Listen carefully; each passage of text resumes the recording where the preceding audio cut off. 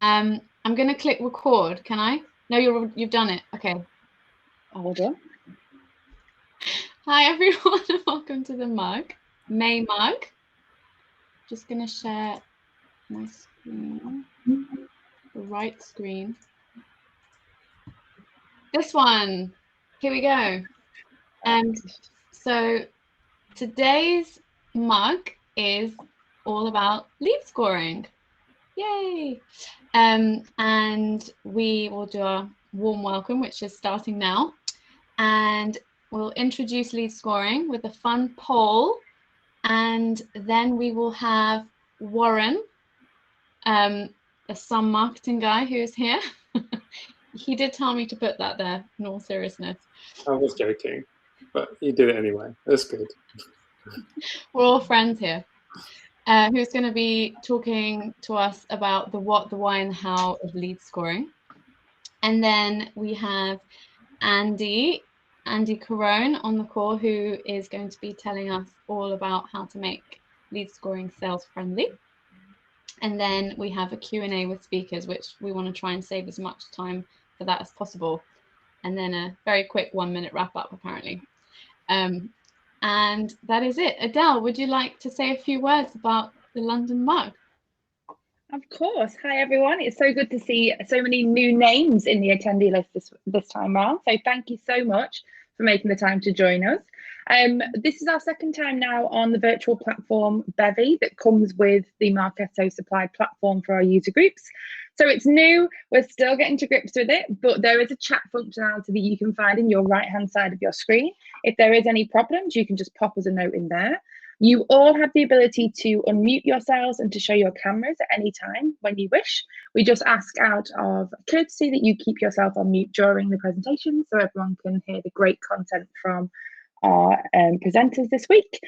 And really, we are just hopefully going to get an in-person event coming up soon. I feel like we're on the right roadmap, to quote Boris, to getting back together at some point, hopefully this year. God knows. But if you do have any topics that you want to share or want to see showcased in the upcoming mugs, whether they be virtual or in person, please do pop them in the Slack channel and we will do our best to find some speakers. Or alternatively, if you are interested in presenting yourself, whether it's a key project you've done, a hot topic, or just something that you have absolutely geeked out about that you want to share, please do message us and we will be able to schedule that as well, because it's great to hear from other mug members. But for now, I'm going to hand over to our illustrious presenters, who I believe, who's going first? I'm going first. Perfect, there we are. Sorry.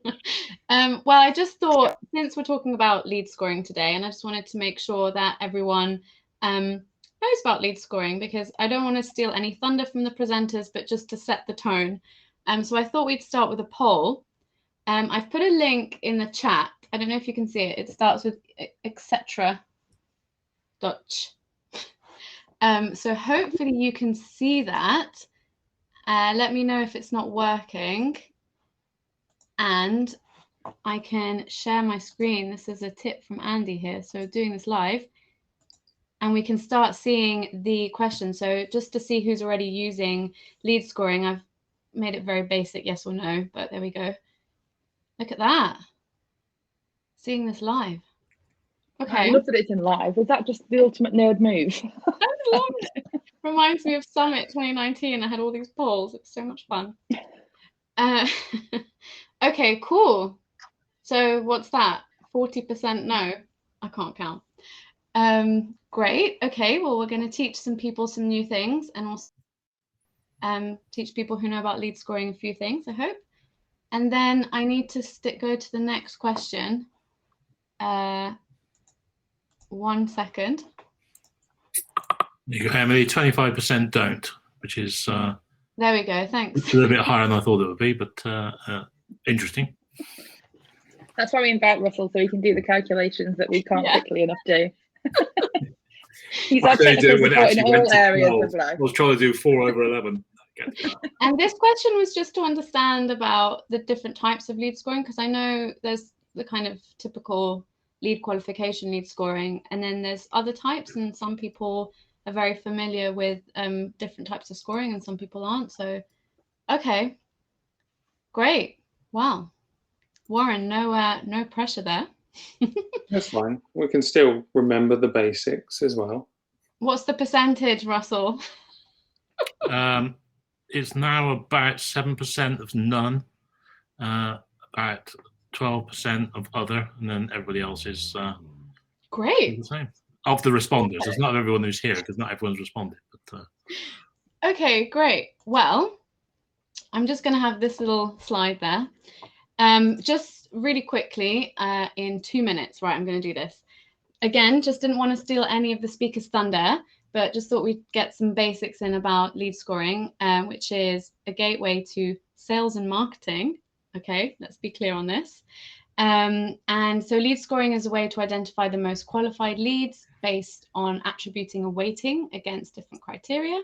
So for example, if your company is targeting procurement professionals, then you want to score people who have that as a job function and who have filled out a demo form really high, as opposed to, for example, a student who's filled out a demo form. So it's just a way of identifying who your target audience is and adding a weighting.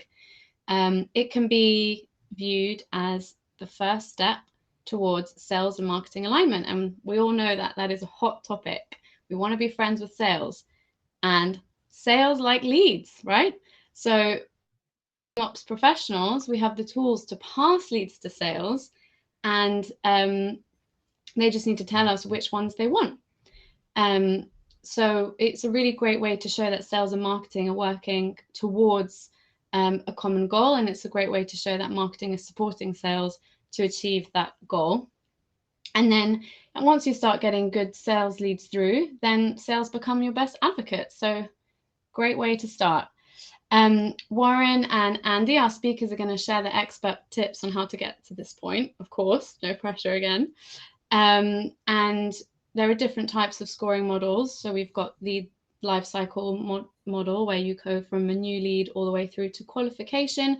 But then, you know, there's other types of scoring, for example, customer scoring or product scoring. So there's different ways of doing this. And in Marketo, you can set all of this up and you can have different scoring models. Don't ask me how many you can have, because I'm not sure on that. And to get you started, Kate has shared the definitive guide to lead scoring here, where if you skip, obviously read all of this, of course, but if you skip to slide 16, I'll put this in the group, 16 and plus, there's all of the different criteria that you can use for lead scoring, so you can kind of have a checklist of what needs to be considered. So a really helpful worksheet there.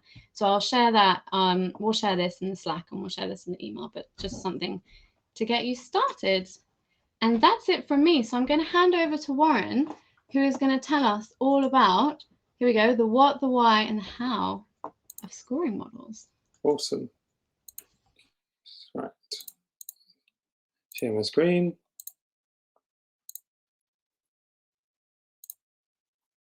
Cool. I'm assuming you can see that. Good. Yeah, so I'm just going to talk about the what, the why, and the how of scoring models. So specifically, it's kind of a whistle-stop tour on the back of what Emily was talking around demographics and getting started and the sales and marketing alignment. And I take this very personally. I have strong opinions on scoring, because if you get it wrong, quite frankly, it damages that relationship with sales. It's very much a trust exercise, and I like to think of it of that way as well. It's your product as marketing you're releasing into the world. That's really the way that I think about it.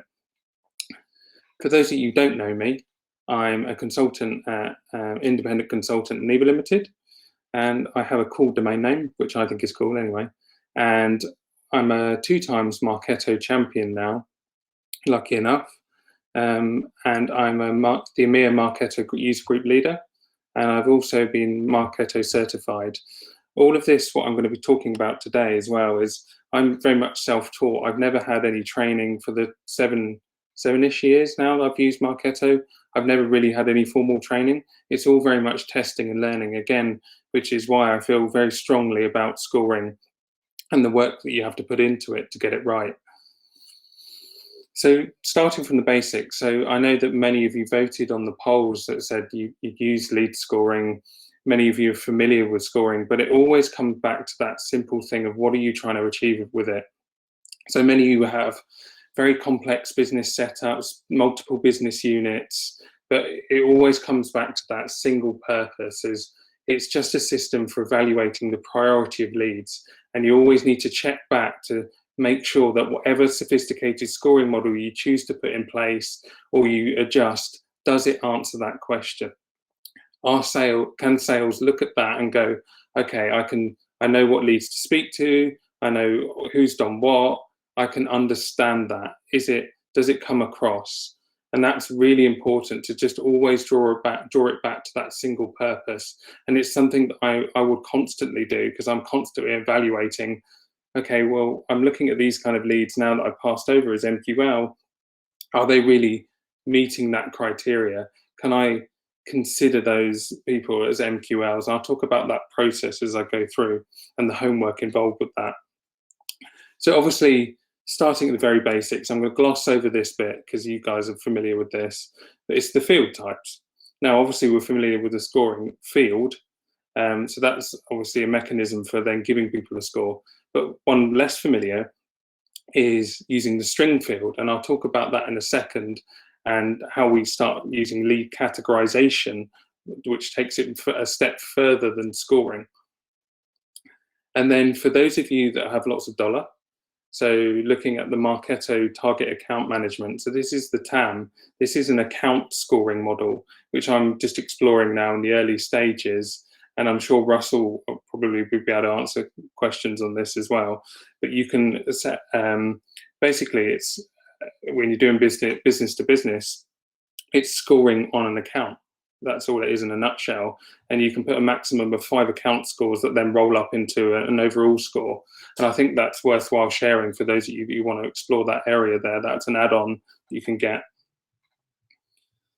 And so components of scoring model then. So these are the criteria when I'm either designing or thinking about a scoring model for whatever client it may be. And so starting with the very basics then, it's the qualify lead threshold. So it's commonly known as maybe an MQL, we might call it something else, but there needs to be a threshold at which you pass over to sales. And it needs to be something that's then understandable. That's the very basics, right? And then the scoring fields. So I obviously spoke about the field type, so to speak, and how you, like, most of you will know how you can then control that, with the exception of perhaps the string field, which again, I'll get into as we go more advanced, but it's a field of which you can recognize or categorize something, a lead that's being passed over. An operational scoring program. So the reason I put this in here is, and I see it time and time again, whenever I've inherited an instance or been into a new instance, is figuring out what the hell the last person did, right, without any handover documentation or anything like that. And some of you would have been in that position as well of picking up what's been left off. And why I say this is because my preference, at least from my learnings, is to put that in a central program and control all the behaviors associated with scoring from one area. And what that means is that when it comes up for different product types, different business units being restructured, or just a change in how you're going to score, or even new marketing sources, being able to put it into that centralized operational program will pay dividends in the long term. I've yet to hear any convincing arguments for me of why you'd necessarily score within an individual programs, just because it makes it very hard as you go down the line. Evaluation time. So I know many people like to talk with sales straight away and get something up and running. Yeah, we've got a fancy scoring model, but actually the reality of it is I like to monitor it as it kind of as you start to set those scores. And what that does is it will give you that time to be able to go, is what we think correct? And that's important because as soon as you release it to sales, it's out in the open there. They're looking at your scoring model in order to be able to decide, well, is this a priority lead for me? Is it not? And they may even be thinking, well, is this marketing scoring model right? I actually disagree with it. So giving yourself an evaluation period in which to let those scores run, check back in with them and seeing whether what's converting to opportunity, are they actually converting to opportunity? Are they spam leads is important. And then obviously there's the sales alignment piece. So speaking on this, and again, it's a trust exercise, right? You're building something together, maybe not as sexy as that picture alludes, but still. It's really understanding who buys from you. So for me, this goes further than demographics. It goes into the psychology of the person, the mindset that makes that decision to purchase something that your company sells. So it's really trying to get into that mindset of the person. I spend a lot of time trying to, maybe because I personally, as an introvert, I try and really over-analyze everything, but I still think it's really important to understand that psychology. Understand the buying process fully. Do you know how your product and service is sold? Because then when you're on a call or you're speaking with a sales team, they want to know that you're speaking the same language, so to speak. And then ask to shadow sales calls. So when we're talking about sales and marketing alignment, what's better alignment than saying, hey, I'm designing a lead scoring model, but I want to understand how you speak to leads, because that will basically mean that, okay, any thoughts or even biases that you have towards your marketing content, this will help justify that. And I think it's a really useful technique to be able to go, okay, is what I think about my scoring model and the things that rate as important behaviors, is that important when it gets to the sales person? Like, are they asking questions that I know that the leads that I'm passing across might not know yet? Or there's definitely something to be said about that alignment process. And all of this is homework before you're doing that scoring model. Who to score and why. So we've obviously got Kate's wonderful checklist, which is the demographic side of it. But so we have that available. And then there's the product buying behavior, which is different to the behavior, and I'll just explain why. So the product buying behavior is very much a case of evaluating a problem that they're trying to fix for. They're looking to your business to provide a solution. How does that decision-making process and how does that cycle, what does that look like? And that's what Emily was talking around that whole that lead funnel. That's your typical funnel, and understanding the behaviors associated with that. Now, the actual behaviors of some of your people in your database may be different for that. Some of you may have come across segments within your database, such as students, particular software models that offer more like freemium based stuff. You may have what's called junk leads, and it's separating that behavior, which is people that are almost tire kickers, to people that are exhibiting product buying behavior. And it's important to not score that as much as it's important to score product buying behavior. So it's important to separate that too, separate that out even.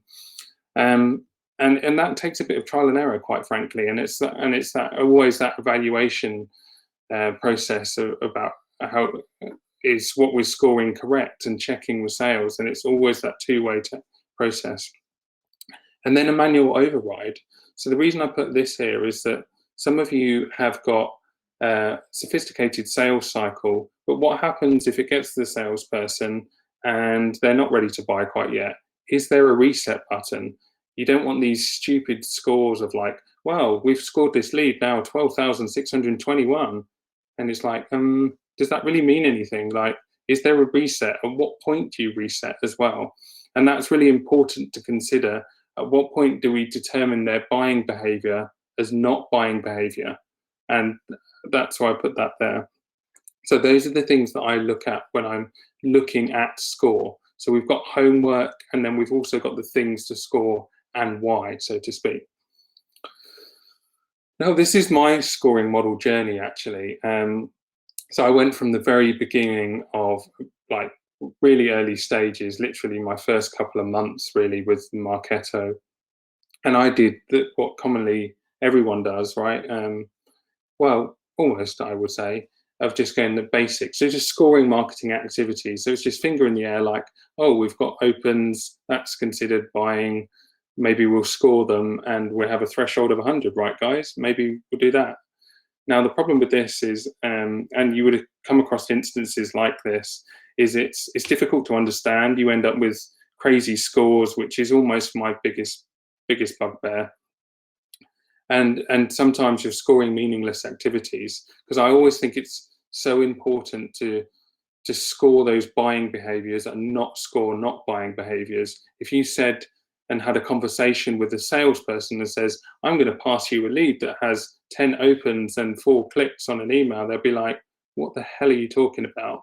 And I genuinely think that, like, it's really important to understand those product buying behaviors. I learned quite quickly that obviously that wasn't the right approach to maybe what I would consider perhaps an intermediate stage of it. And I appreciate I'm kind of whizzing through this as a whistle-stop tour. But I went to then looking at demographics and really getting obsessed with the psychology of people that are interacting with my marketing. But it still didn't really help my scoring model. It still didn't help me refine how I translate that message over to sales. Because really and remembering that first slide that I shared, the only job of your scoring model, whether you're designing it or even thinking about how we score it, is very much a case of to translate those leads for sales, so that when they get into their task list, when they get into the CRM, they can correctly identify who they need to speak to and when they need to speak to them. So the intermediate process of really thinking about demographic scoring, so specifically within Marketo, you're looking at the behavior score and the demographic score, which often you then roll up into the person score. And that's literally using a numerical value to do that. That doesn't help with those obscene scores, because you're never going to account for every single variable of different behaviors. And inevitably, that's when you start getting junk leads filter through the process and start thinking about data cleansing. And it just becomes a never-ending cycle of that. And then the advanced, which I considered my go-to, is really where I started to learn different systems. So I was Eloqua certified, HubSpot certified, and also spent a lot of time in Pardot as well. And this is the Eloqua scoring model. And I looked at this and I thought, well, this is really simple to understand, because what we have is we have an engagement score of 1 to 4, which is, well, how engaged are they? And a fit, when we're looking at things like demographic, of A to D. So A being target leads, and D being perhaps junk leads, so to speak. And what I figured is that I could take my knowledge of the intermediate approach of that person score and start to translate that into a category that I can pass over to sales. And the reason I did that is because, for me, it just makes it easier to translate, and B, I can actually test it as well. So I can say, well, how many have we got in each category? Because I would expect that A1, so target leads, literally filled out contact us, I would expect them to go straight through the funnel, turn to opportunity, and that's certainly what the sales guy would expect, because I've communicated to him that those are the top leads, and it's a very understandable thing. So that's the stage where I'm at in terms of categorizing those leads, and certainly happy to answer any questions later on about that. But I'm very passionate that a simple model is best. And then the last bit is, are you ready to release it yet? And basically, once you let it out into the open, communicate it to the business, it becomes very hard to then change it, or there's definite trust issues if you get it wrong. So that homework and really looking and testing, letting the scoring model run for maybe like 3 to 6 months. I mean, again, depends on your buying cycle, will pay dividends when you communicate out to the business. So that's it from me. Thank you, Warren, and you're bang on time. We've got we have one question from Mark. I don't know if you want to ask it live, Mark, instead of me reading it. Hey, Warren. Thanks for that. That's really interesting to listen to. You mentioned about putting the scoring in a central program. Yeah. Just wondered what you saw the advantages of using a program versus just holding those scoring campaigns in a folder. Arguably, all you're doing is keeping them in a central area, to be honest. So whether it's a folder or a program, as long as you, my point with that is that keeping them in one central place, because arguably there's no advantage, to be quite frank with you, but keeping them in a central place so you can quite easily change them, to be honest. Yeah, okay. Yeah, I figured that would be the case. It's just I've heard other people talk about holding things in a central program, and I've always wondered why. So in most cases, I'm with you. It doesn't really matter as long as it's central and it's easy to get to. You might tokenize it within a program level as well, and that was like a common thing. Yeah. As well. So once you get more advanced and you've got a lot of different behaviors, rather than going through the scoring, like all the different smart campaigns within your folder or the rest of it, you just have a token level. You just have all your scores within there. Yeah. You would then quite easily be able to change that, because it might be there might be a couple of iterations of different like high value web pages and things like that, so it can get quite complex. So that's probably another reason. Yeah, good. Thank you. You're welcome. I also find it's useful to have operationally a membership there, because it allows me to do some due diligence and see if I have score versus no score in there for like members versus the next status. And obviously I'm going to hide a success because it's an operational, but that allows me to differentiate on potentially what portion of my database at a very quick glance at any point in time without having to do, build another smart list is scored or currently has no score.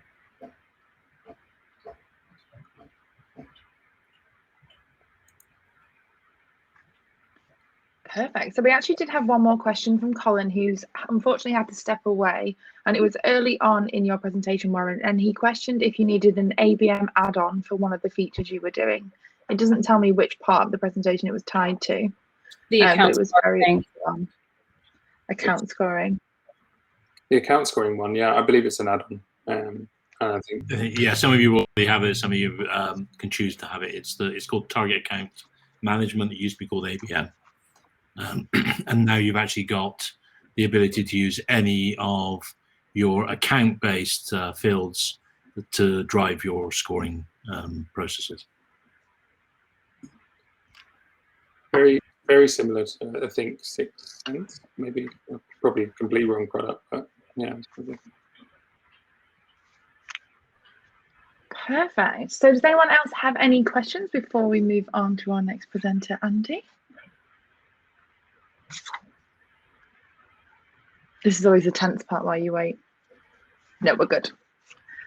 Okay, so now we're proud to introduce Andy Caron. She's going to be taking the next portion of the presentation.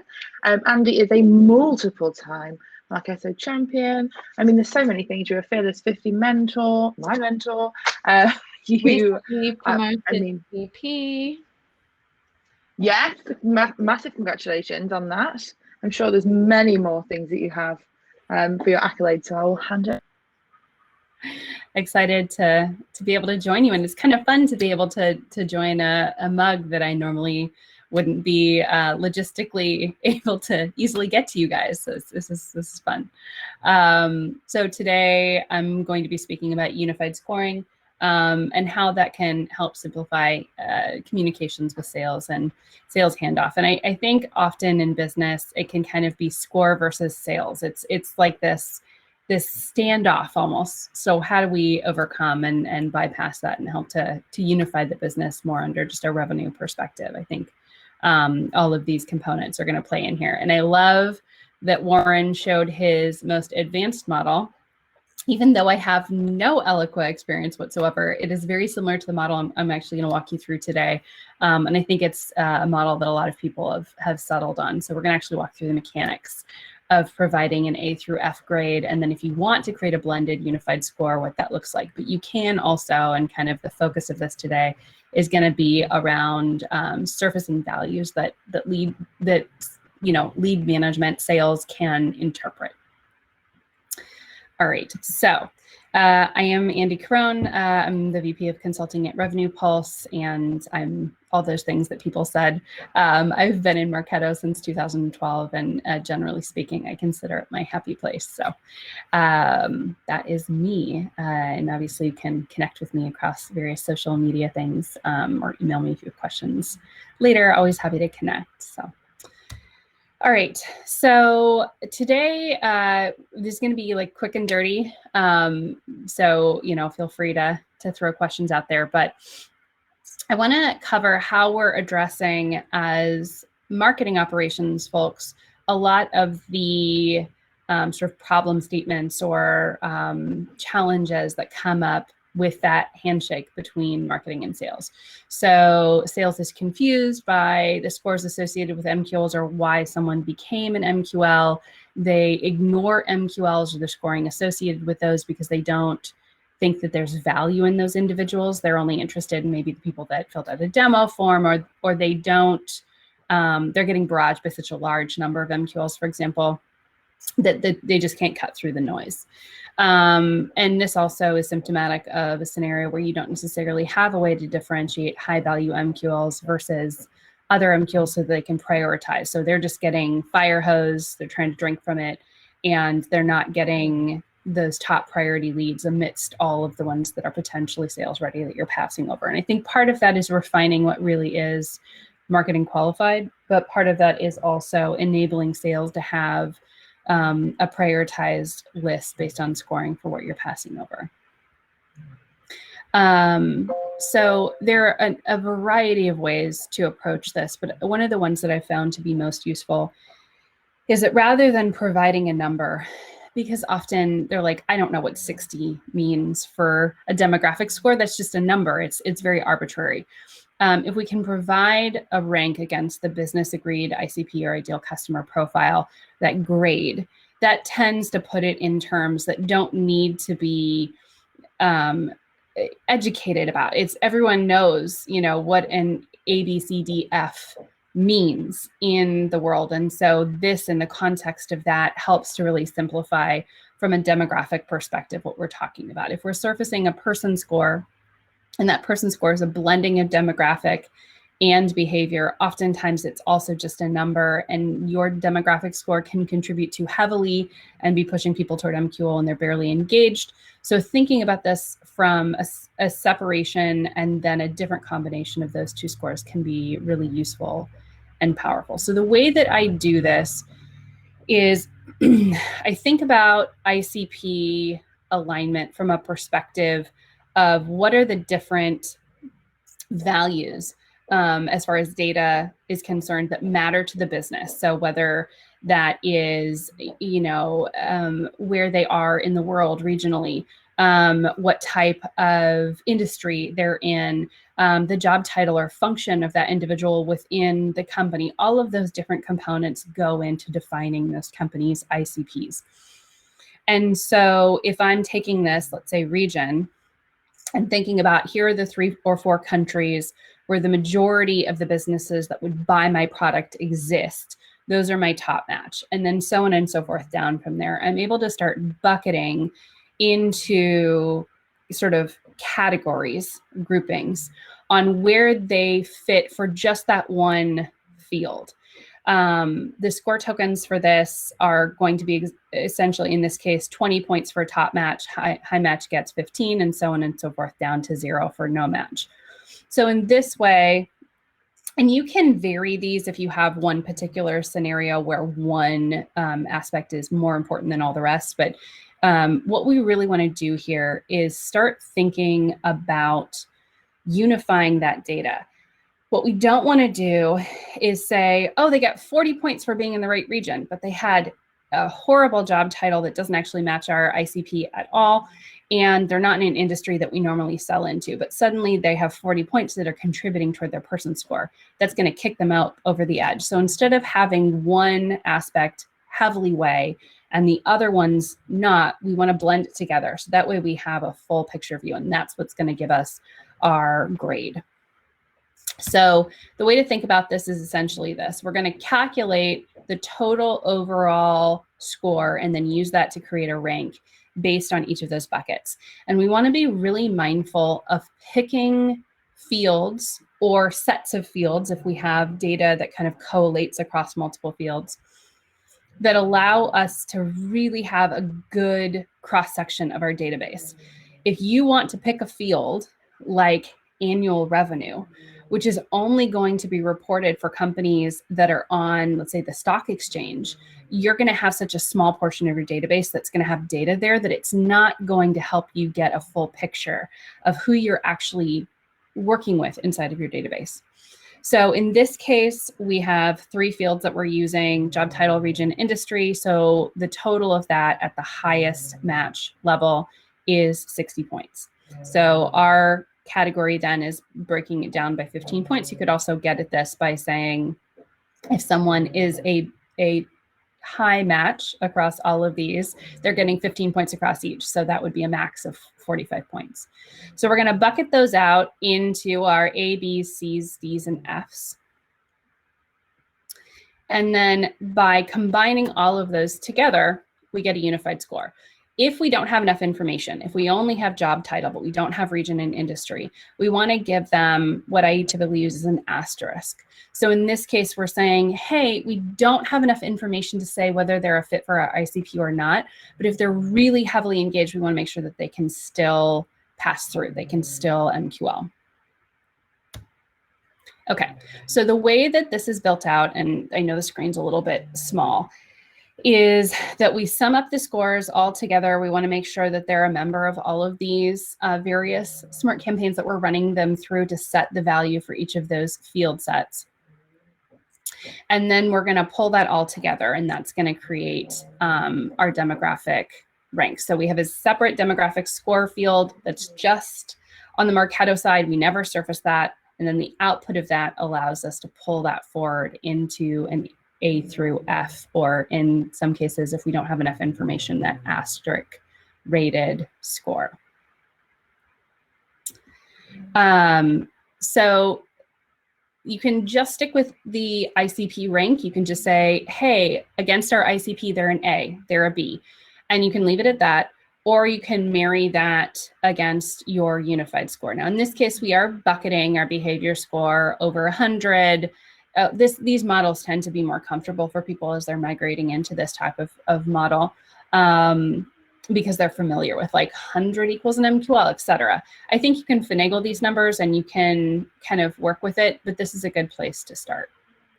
So the output of this is that we would see something like this, right? So an A1, this is a top ideal demographic fit and a heavy engagement. So there's somebody that is, let's say, on our account target list and they've requested a demo.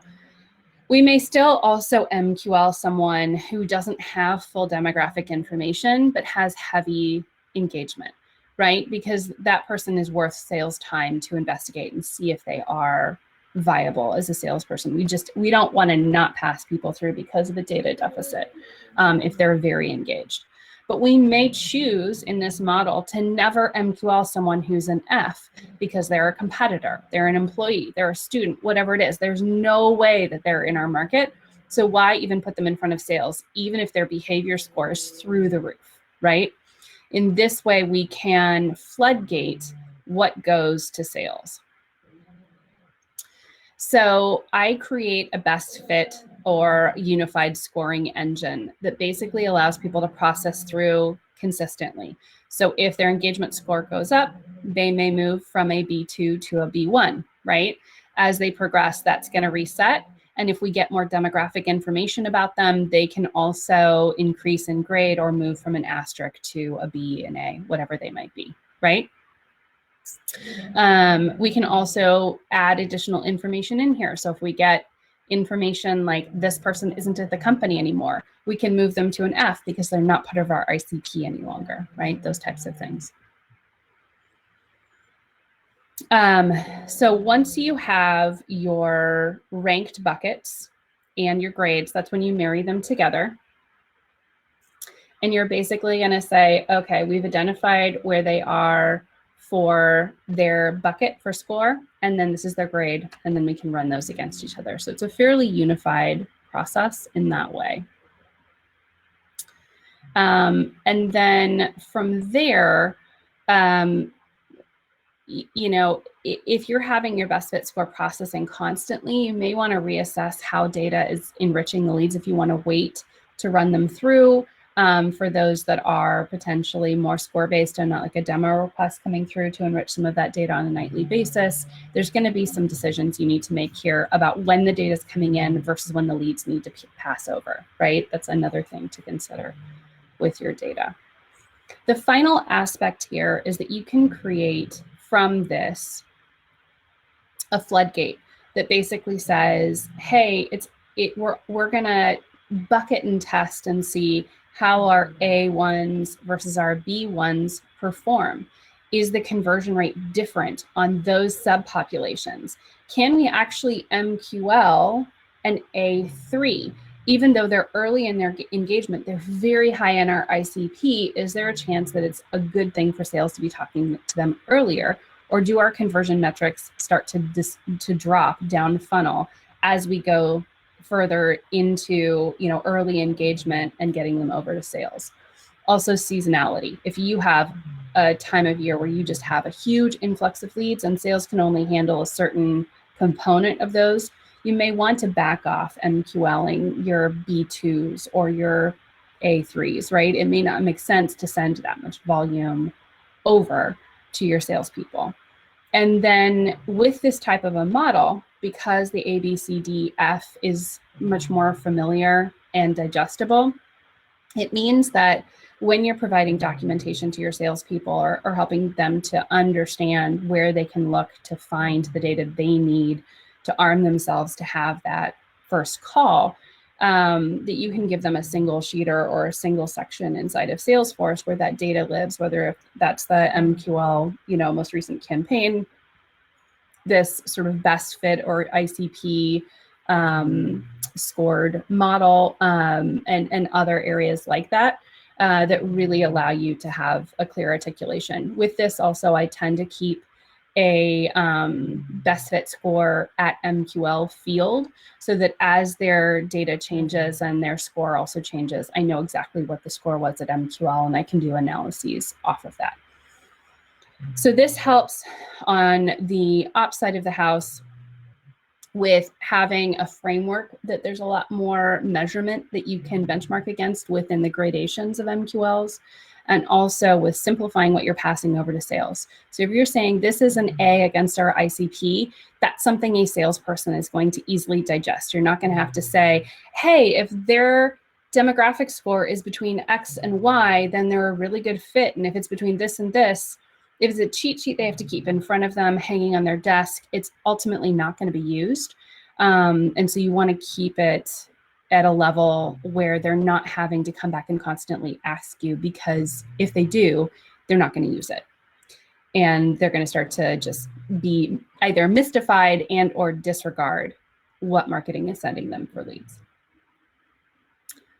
All right. I know we just busted through a lot and a lot of that was pretty small, so I'm happy to share the presentation after, but questions?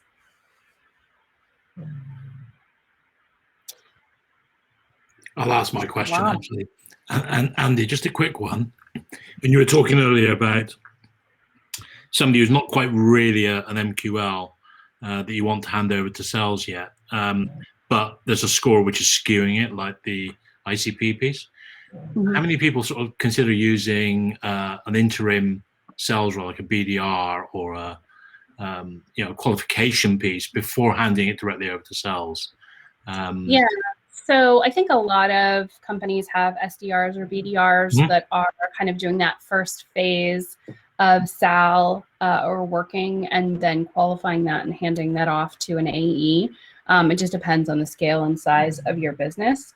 But regardless of what exact level or function within the sales organization the individual is that this is being handed off to, I think the reality is that keeping it as simple as possible benefits all sides of the business, regardless ultimately of their title. But yeah, I do see a lot of qualification happening, and not just on edge cases, on everything. It's more and more frequent these days to kind of have a two-phased sales tag team approach to leads. It'd be interesting, Emily, it'd be interesting to see what the audience here does there. How many of them actually have taken that two-stage approach? Because it's something with quite a lot of customers I've spoken to over the years when they're trying to figure out how to do that handover. You know, they're sort of not necessarily aware that that's a way to go. Yeah, it can be a tricky handoff if you're not figuring out how to psychologically prepare the client for the fact that you're not the person taking them through that entire sales journey. And I think that's something that some companies have really nailed down, and others struggle with or haven't fully evolved for their organization yet. Yeah. I had a really quick question when it comes to scoring on behavior. What are your thoughts on decaying score, such as, let's say, there's no engagement within the past, 90 days or something? Yeah. I don't even think of it as a 90-day. I am aggressive about score decay. If I see Emily laughing, but it's true. If someone has been heavily engaged with us and we didn't pass them at that point to sales, and then they completely drop off the map, there's two things that need to happen there. First, I want to be looking at what that subgroup of people that were really heavily engaged and then completely disappeared off the map had in common, because there may have been some sort of behavior there that should have triggered them to MQL and didn't, and that was a missed sales opportunity. First. Secondly, if they ghosted us, then why do they have a behavior score? Their behavior score is not present. That said, I don't subscribe to if they haven't taken any of these trackable actions in Marketo in 30 days or 45 days, negative whatever from their score. That I really dislike. If you're going to do level set scoring, if you're doing something like this where it's a 1, 2, 3, 4, it's really easy to regress them from a 1 to a 2 to a 3, right? But also don't be afraid to just reset their score to equals 0, right? Taking it to a point where it's just 0 also means they can rebound really quickly. I've seen systems where people have that. It's been 30 days and they didn't breathe on our website, so we're going to negative however many points.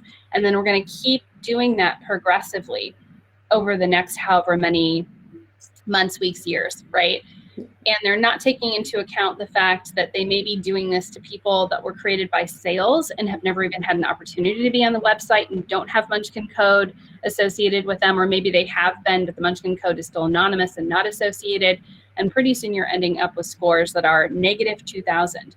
And even if they come on and are literally the most engaged person with your brand on your website that you've ever seen, they will never be able to dig themselves out of that negative score pit hole that you've put them in. So using just a 0 as a level set is a really clean way, or to say, I will negative them 15 points or whatever it's going to be until their score is somewhere between 15 and 1, and then it just goes to 0, right? But being very structured and thoughtful about what that looks like. It needs to happen. If you don't have it happen, you're going to end up with people, like Warren was talking about, just running up into the thousands, where it just becomes this bizarre number that means nothing. But at the same time, you don't want to have them go the opposite direction. Yeah. What about having late stage nurtures? So for people who are, are actually quite high scoring, and all of a sudden their activity drops, and you would actually want to drop them down. Why not fit them into a very short term, late stage nurture that actually then just reinforces whether you drop them off? Yeah, I think you have to be careful about that because sales can get very proprietary about these individuals once they've engaged on a sales perspective. And with the rise of systems like Outreach or other, Sales Loft, those types of things, sometimes they prefer to take those and nurture them on that side of the house in that system as opposed to in Marketo. But I think it's important to make sure that even after you MQL someone, you have a strategy for continuing to engage with that individual as a brand, and you're not suddenly just hot potatoing it over the fence and being like, not my problem anymore.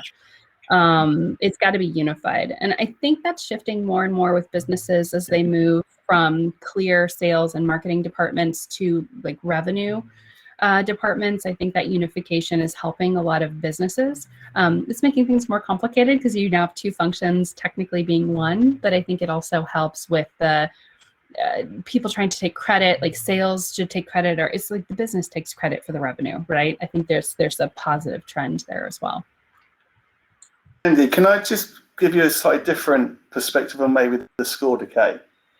Okay. The business tends to work in the cycle with 20 days enterprise, seems to me. But the buying cycle, same the business I've worked in, can be years. And so what we've found is decaying the score sometimes means that somebody never gets to that. So I think that element of decay might depend slightly on your buying cycle. So I think it might, on a case-by-case basis. And then also just to support, I completely agree with you, negating of scores is just complex in my view. If someone gets rejected or qualified out, we put them down to 0. And like you say, they can build up again from there. So I just wanted to add a different perspective. And then obviously I agree with you on that bit as well. And when I say leads, I am talking about the Salesforce definition of a lead, right? Not someone who's been converted over and is an active sales cycle. At that point, they're in the hand of sales, and it doesn't matter what their engagement score does. They've already moved over, right? But I mean, if you're saying we might be nurturing and marketing to those contacts in the same way as a lead, like they're just people at the end of the day. All I'm saying is I think it's a longer term sales cycles need something a bit different, I think. Potentially, but we're also talking about this is a score based on engagement with marketing content, right?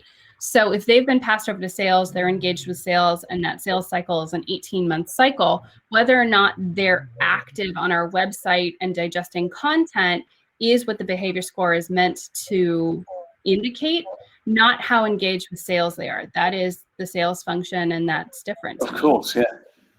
Yeah, no, I think you misunderstood me. What I'm saying is that because the buying cases, and I'm talking 3 years, like we would miss out on putting opportunities in front of the sales team even before the sales cycle starts, right? The buying cycle and sales cycle for us are different things. The customer starts buying a lot earlier before the salesperson gets involved. I'm just saying there's a different, in some cases, I think you can accommodate a different approach to that. I think if it takes someone engaging with your brand over a year to even be ready to engage with a sales cycle, then yes, that is a different conversation. But I find that at least across the variety of businesses that I consult with, that is not the norm. But definitely if that is your business. Yeah.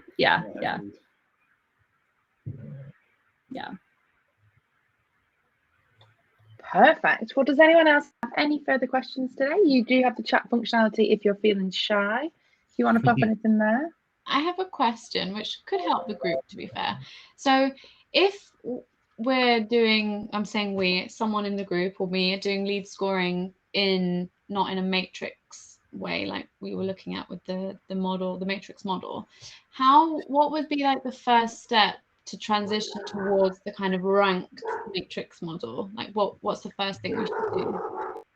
Yeah, so typically I start by looking at what fields you're using for your demographic scoring today and checking to see what percentage of each of those fields is populated across your database, and then determining if those are still the fields that you want to leverage or the data sets that you want to leverage. So sometimes, right, for region, we might say, I want to use the inferred data I can get from Marketo, as well as enrichment data and then form data that I've collected. And those might live in several different fields, right?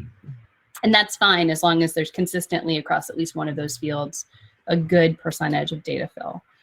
And then once I have those, I want to make sure that aligns with what sales use as ICP as well. I want to make sure every step of the way that I'm sort of level setting with sales on this, because I think that's really important.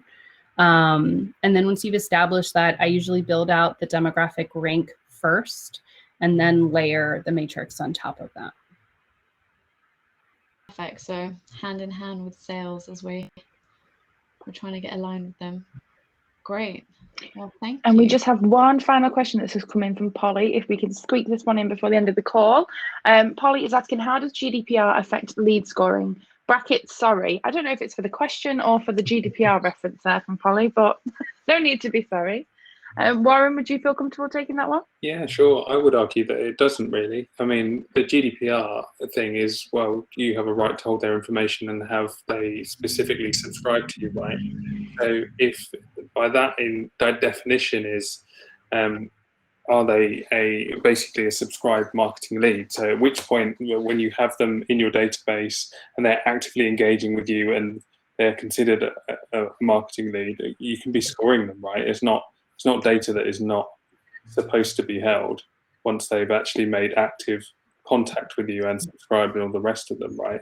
I guess when you get into that situation of, okay, they're sort of made themselves known, or we start importing lists and then start scoring them, then you're in a world of GDPR pain anyway before you even get to scoring, particularly within the EMEA, like in UK kind of region. It's just, as soon as they become a genuine marketing lead, scoring will not affect the GDPR stuff. When you start importing this and all the rest of the bad behaviors, you don't need to worry about scoring at that point. You need to worry about your legal team coming for you. I would also contest that it depends on what your privacy policy states you're doing with the data, because it needs to have an umbrella for internal data usage for necessary business processes, which scoring would fall under. If you're just saying that we're just going to use this information to email you and that's it, then you might be in violation of other areas in GDPR real quick. Just need to have a -1 million score category for somebody who asked for it to be forgotten. Literally just right off your radar. Someone who's been in a GDPR case and having to handle that and all the data associated with that, it is a real minefield, and you need to really backtrack all that, which is where all the activity history really helps, of when you've got that information of when they're given their consent and where the data came from, at what point they did that, and all the rest of it, and how you handle that combined with duplicate information. It's the real minefield of stuff. That's why I didn't consider lead scoring part of that evaluation. It certainly wasn't when I was got pulled into sort of a GDPR thing to help someone with. That's a perfect point to actually end on. We are up at time, unfortunately. Much like with all the other mugs, the time does fly completely. If you do have any further questions, please feel free to post them in our Slack channel, and we can just garner some nice conversations and some discussions in there. And as always, thank you so much to our fantastic presenters. Warren, Andy, it's been an absolute joy to host you. Emily, you did a fantastic job with your presentation as always. And Kate and Russell, thank you for giving us your support from the Adobe side. It's been fantastic to see everyone. For hosting as well. Thanks all round. Thank you. Take care, everyone, and hopefully we'll see you again soon. Certainly will. Thanks, everyone. Bye.